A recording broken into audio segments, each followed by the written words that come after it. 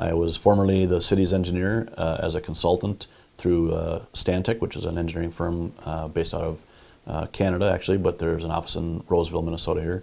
And before that, I was part of Bonestro, who was acquired by Stantec, and worked there for my entire engineering career. Right out of college, started as an intern at Bonestro and ended up becoming a client service manager or a city engineer, and served for a number of smaller municipalities as their city engineer. One of the cities that he worked with in that role was Centerville. Since 2007, Mark Statz has been their engineer. Now he's taken over the role of city administrator.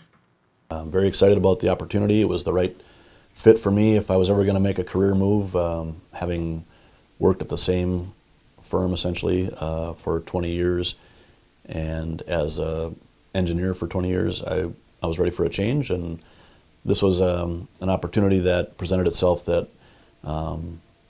was different but not wildly different. A lot of the job still revolves around infrastructure and around city business, which I've been a part of for 20 years.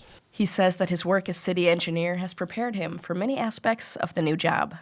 You know, I've actually, on my resume, I counted up, and I've sat through over 600 city council meetings in my travels, so not unfamiliar to the idea of city business and municipal government business. So also very familiar with all the agencies we're working for, with MnDOT and Anoka County, Rice Creek Watershed District, DNR, Department of Health, all these types of agencies that are very familiar to me as an engineer and as Centerville's engineer as well. And so those continue to be partners as we go forward in my new role. So the work done by a city administrator can often fly under the radar of a city resident, even though their work touches almost every aspect of a city. Yeah, the job of city administrator is sometimes difficult to explain, as I've found out over the past month or so, trying to explain to my family and friends what is it that you're going to do, and you have to stop and think, and you say, well, I administrate, I'm an administrator, but there's more to it than that, of course. But generally, I think your first order of business is to keep the town running properly. You have, we run a building inspection program, and right now we're very busy with all the hail damage, building roofing and siding permits, and obviously we also are in charge of infrastructure. We have a sewer system, a water system, stormwater system, road system, park system, trails, so we have a lot of infrastructure that we take care of. And then we also have zoning issues that we deal with, and both new development, redevelopment, people's existing homes where they want to put up a shed, they want to expand their home or build a new driveway or those types of things. So there's a lot of things that the city deals with on a zoning perspective. Statz says that beyond dealing with infrastructure and zoning, he also hopes to get to know residents and businesses and help meet their needs. I want to engage with some of the people and the businesses in town and talk about a few more issues. What can we do to make their lives better? It's more about what can we create here as an environment for Centerville?